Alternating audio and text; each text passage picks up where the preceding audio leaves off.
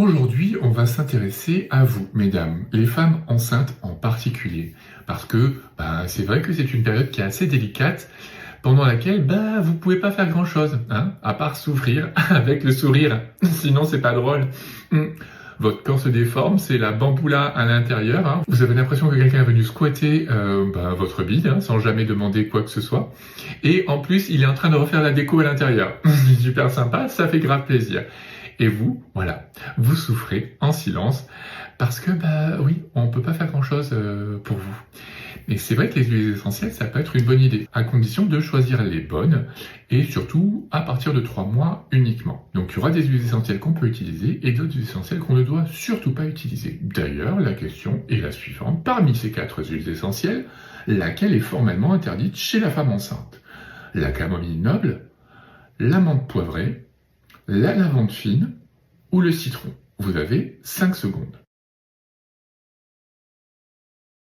Eh bien oui, c'est ça. C'est bien la menthe poivrée. Celle-là, c'est interdit de chez interdit, hein. Vous n'y touchez pas, vous ne la regardez pas, vous la laissez planquer dans le tiroir et vous la ressortirez dans quelques années. Je dis dans quelques années parce qu'entre-temps, il y aura le marmot qui sera beaucoup trop petit pour que vous en balanciez à droite à gauche. Donc pour le moment, la menthe poivrée, on la dégage. Mais par contre, la camomille noble, ça peut être intéressant parce que, oui, vous êtes stressé, angoissé, hyper contente aussi, donc c'est un peu au niveau émotionnel, c'est le chamboulement en fait, tout simplement. Donc la camomille noble, pour vous calmer, pour avoir un effet rééquilibrant émotionnel, elle est parfaite. Et elle pourrait être très bien en association avec de la lavande fine, parce qu'elle aussi va vous aider à mieux dormir, à vous apaiser, à vous calmer. Donc ça peut être très bien. N'oubliez pas, encore une fois, que toutes ces huiles essentielles-là, même si elles sont utilisables chez la femme enceinte, elles devront être utilisées à de très très faibles concentrations, donc ça veut dire très très très diluées dans une huile végétale.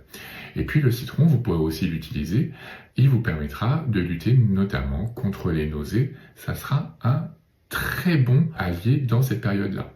Et puis il y a aussi une autre chose à laquelle vous devez penser, c'est aux hydrolats.